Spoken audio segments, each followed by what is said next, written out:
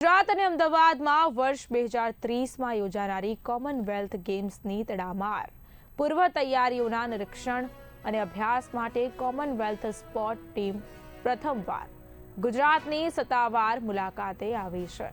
Commonwealth સ્પોર્ટના president Donald રૂકરેની અધ્યક્ષતામાં આ ટીમના 5 સભ્યો ઇન્ડિયન ઓલિમ્પિક્સ એસોસિએશનના પદાધિકારીઓ સાથે 8 એપ્રિલથી 11 એપ્રિલ દરમિયાન ગુજરાતમાં રોકાણ કરવાના છે. મુખ્યમંત્રી ભૂપેન્દ્ર પટેલ સાથે ગાંધીનગરમાં શુભેચ્છા સૌજન્ય મુલાકાતથી આ ડેલિગેશને ગુજરાત પ્રવાસનો પ્રારંભ કર્યો હતો. કોમનવેલ્થ સ્પોર્ટના પ્રેસિડેન્ટ ડોનાલ્ડ રૂકરે અને સીઈઓ કાર્ટે સેડલીરે ગુજરાતમાં તેમને મળેલા ઉષ્માપૂર્ણ આવકાર અને આતિથ્ય સત્કાર માટે પ્રશંસા કરી હતી. કોમનવેલ્થ સ્પોર્ટ્સ ટીમના પ્રેસિડેન્ટ અને સીઈઓ આગામી જુલાઈ 2026થી 2 ઓગસ્ટ 2026 સુધી ગ્લાસગોમાં યોજાનારી કોમનવેલ્થ ગેમ્સ નિહાળવા અને ત્યાંના કાર્ય આયોજનના અભ્યાસ નિરીક્ષણ માટે આવવાનું મુખ્યમંત્રી ભૂપેન્દ્ર પટેલને આમંત્રણ પાઠવ્યું હતું.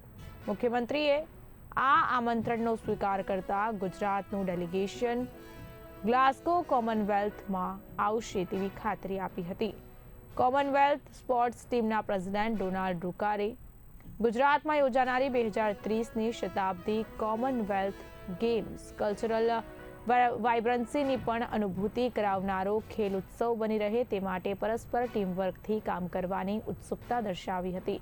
ગુજરાતની આ મુલાકાત દરમિયાન કોમનવેલ્થ સ્પોર્ટ્સ ડેલિગેશન આગામી કોમનવેલ્થ ગેમ્સ 2030ની રમતો જ્યાં યોજાવાની છે ત્યાં તે સ્થળો અમદાવાદનું વીર સાવરકર કોમ્પ્લેક્સ, નરેન્દ્ર મોદી સ્ટેડિયમ, એકા એરેના તેમજ વડોદરા ક્રિકેટ સ્ટેડિયમ અને એકતાનગર સ્ટેચ્યુ ઓફ યુનિટી ખાતેની પૂર્વ તૈયારીઓના નિરીક્ષણ અને અભ્યાસ માટે સાઇટ વિઝિટ કરવાનું છે. મુખ્યમંત્રી ભૂપેન્દ્ર પટેલ સાથેની આ મુલાકાત બેઠકમાં અગ્ર સચિવ અશ્વિની કુમાર, મુખ્યમંત્રીના અગ્ર સચિવ સંજીવ કુમાર, અધિક અગ્ર સચિવ doctor Vikrant Pandey, sports authority of ગુજરાતના ડીજી અને અન્ય વરિષ્ઠ અધિકારીઓ પણ જોડાયા હતા.